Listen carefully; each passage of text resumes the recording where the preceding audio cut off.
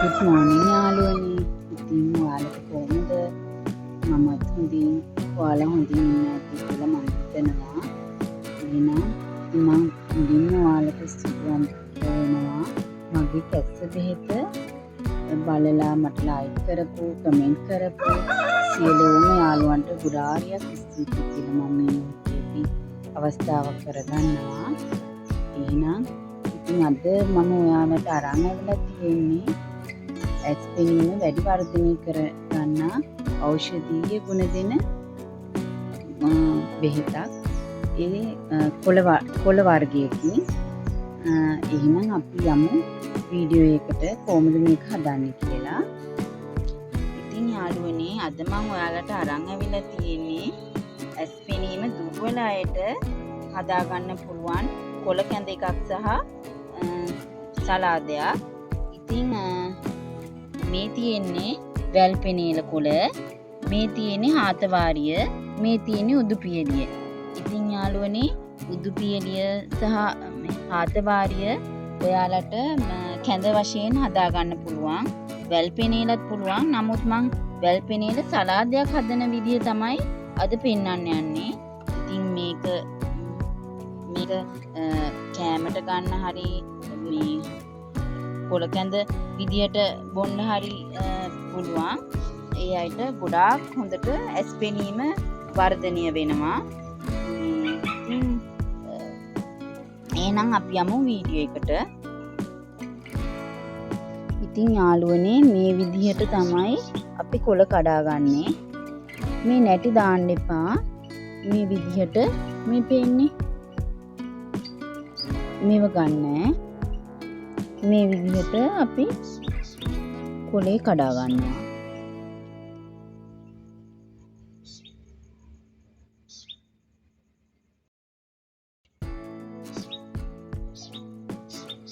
හරිම ගුණයි මේක. ඔයාලා කාලා බලන්නකෝ.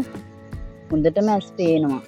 මම ඉතින් මේව තමයි සතියට 3 පාරක් විතර කනවා. කැඳ හදාගෙන බොනවා. උදුපියලිය මේ හාතවාරිය එකට දාලා කැඳ හදාගෙන බොනවා. ඊට අමතරව මේවා සලාදේ හදාගෙන බත් එක්ක කනවා. ඉතින් යාළුවනේ මේ පේනවනේ මං කඩාගත්තු කොළ නැටි නැතුව. ඉතින් මේ විදිහට තමයි කඩා ගන්න ඕන. ඉතින් පොඩිම සරල දෙයක් තියෙන්නේ මේක හදාගන්න.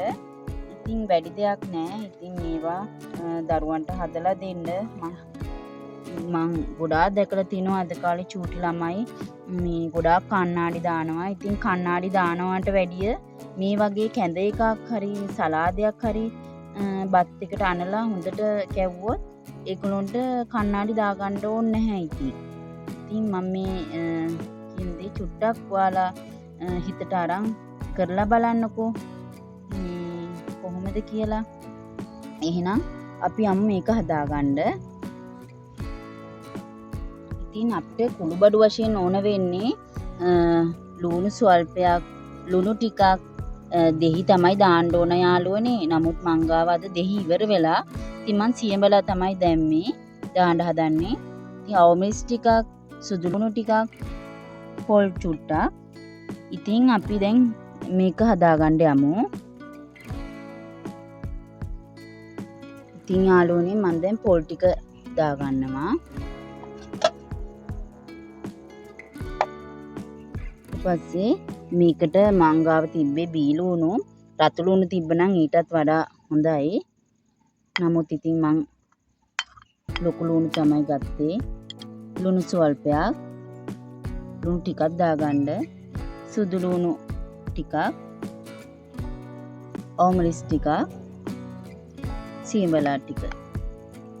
ඉතින් ඔයාලා අනිවාර්යෙන්ම යාළුවනේ දෙහි දාගන්න. දෙහි දාපුවම ගොඩාක් රසයි.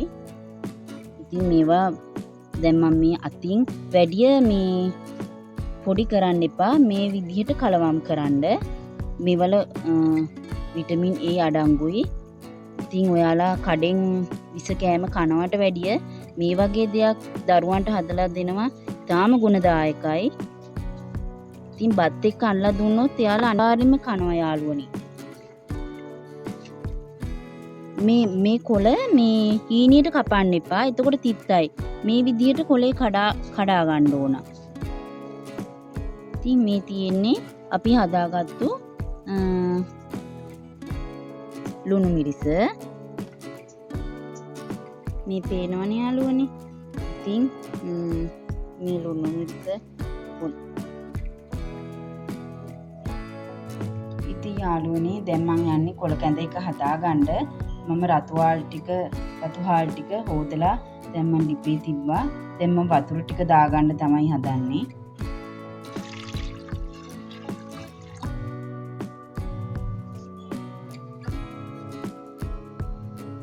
ඉතින් යාළුවනේ මම මේ දැන් සුදු ලුණු දෙකක් සුද්ධ කරගත්තා. දැන් මම ඒක හීනියට මේ විදිහට කපා ගන්නවා.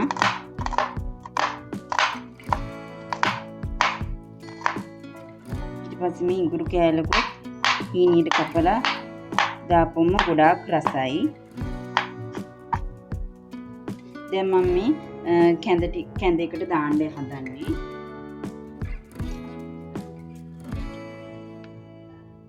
ඉතින් යාළුවනේ මම කපාගත්ත සුදු ලුණු ඉඟුරුයි ටික මේකට දානවා. දැන් හොඳට ඒක හොදා ගන්නවා. මේක හිදුණයින් පස්සේ තමයි අපි මේ පහු කිරි ටික දාන්නේ.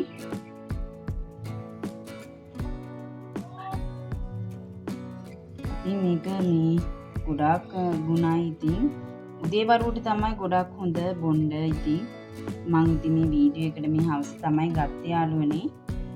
ඉතින් දැන් මම යනවා කොළ ටික කොටා ගන්න. ඉතින් යාළුවනේ මම මේ හොදගත්තා සුද්ධ කරලා හොදගත්තා පාත වාරිය සහ මේ උඳු පියලිය. මුල් පිටින්ම ගත්තට කමක් නැහැ. හොඳට මම සෝදලා තමයි ගත්තේ. දැන් මම මේක කොටා ගන්න යනවා. ඔයාලට වංගෙඩියේ හරි බ්ලෙන්ඩර් එකකින් හරි පුළුවන් කොටා ගන්න. මම දැන් බ්ලෙන්ඩර් එකට දාගන්න යන්නේ.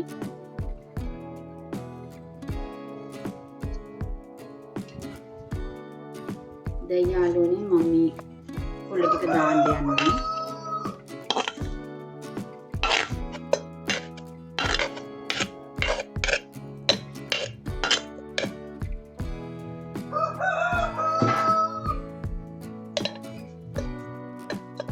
මම දැන් වතුර ටිකක් දා ගන්නවා.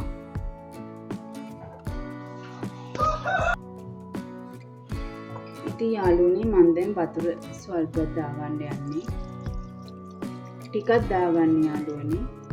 දැන් අපි බ්ලෙන්ඩ් කරගමු. දැන් යාළුවනේ මම මේක අරින්න යන්නේ. දැන් මේ ගාන ඇති. දැන් මම ලිප ඔෆ් කරගන්න යන්නේ. මම තාම මේ හදාගෙන නැහැ. ඒ නිසා මම මේක දැන් ලිප ඔෆ් කරගන්නවා. ඉතින් යාළුවනේ මේ මම කොටාගත්තු මිශ්‍රණය. ඉතින් මේ පළවෙනි එක කොළ ටික දාලා කොටාගත්තු යුෂ ටික.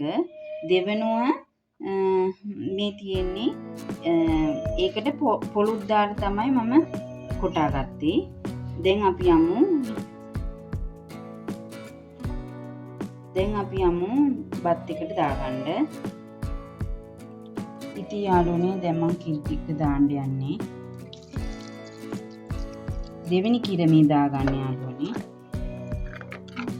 පළවෙනි ඉතින් යාළුවනේ මේ මම කිරි දාගත්තු එක. දැන් මේක චුට්ටක් පෝරු ගන්නවා මේ විදිහට. මේක උතුරන් ඉදි තමයි අර ඉස්සෙල්ලාම මේ කොටාගත්තු යුෂ ටික දාන්නේ. කොළ යුෂ. ඉතින් ඒක නම් වැඩි උතුරන්න ඕනේ නැහැ. ඒක දාලා විනාඩි 2-3කින් බාගත්තාම ඇති. ඔයාලට තේරුනේ නැත්නම් මම කියපු දේ මම මේ දාලා තියෙන්නේ. මුලින් මම කොටාගත්තනේ කොළ ටික. ඒක කොටලා ඒක යුෂ අරගෙන වෙනම තිබ්බා. දැන් ඊට පස්සේ ඒ කොළ දෙවනුවටත් කොටාගත්තා. ඒකට මං ගාගත්තු පොල් ටිකක් දැම්ම මේ විදියට. ඒ විදියට දාලා තමයි මේ ආපහු කොටාගත්තේ. ඒකයි මේ මෙච්චර උපුවට ඔයාලට පේන්නේ.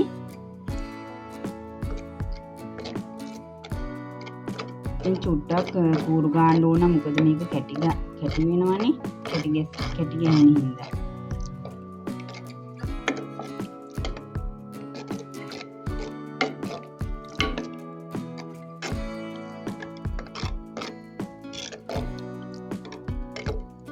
ඉතින් මේක ගොඩාක් ගුණ දෙන කැඳේ එකක්.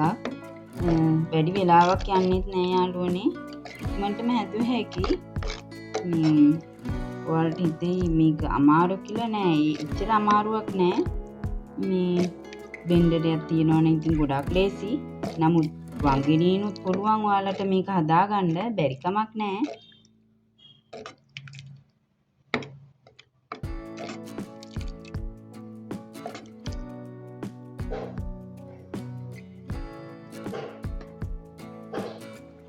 ඉතින් දැන් යාළුවනේ පේනවනේ මේ හොඳට උතුරනවා. දැන් මං අර ඉස්සෙලාම කොටාගත්තු කොලියුෂ ටික දාගන්න යන්නේ.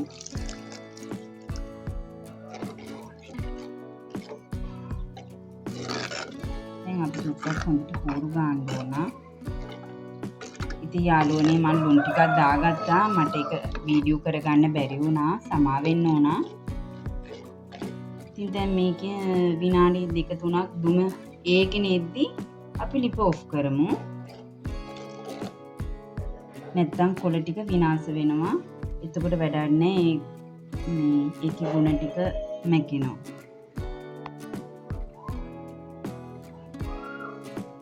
ඉතින් මේ වගේ තව වීඩියෝ ඕන නම් මට කමෙන්ට් එකක් දාන්න අමතක කරන්න එපා. ලයික් කරන්න. ඒ වගේම සබ්ස්ක්‍රයිබ් කරන්න අමතක කරන්න එපා. ඉතින් එහෙනම් යාළුවනේ දැන් මේ ඇති මේ පේනවනේ දුමේනවා. දැන් මේක අපි බාගමු.